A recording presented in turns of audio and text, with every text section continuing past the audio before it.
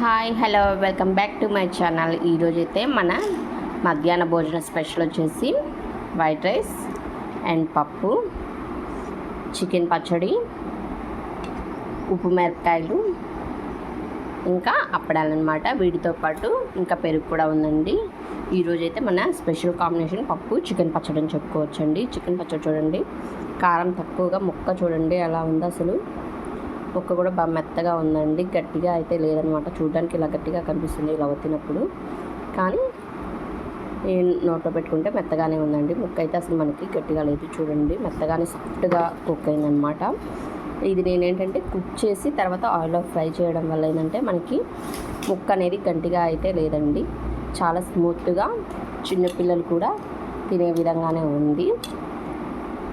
దీని టేస్ట్ ఎలా ఉందనేది ఇప్పుడు చెప్తాను అనమాట. పప్పు ఇంకా మనకైతే చికెన్ పచ్చడి.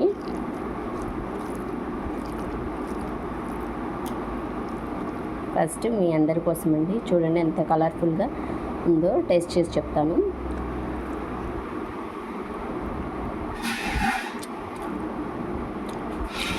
పప్పు చికెన్ పచ్చడి అయితే చాలా బాగుందండి. వీటితో పాటు మనకైతే అప్పడాలు కూడా ఉన్నాయండి.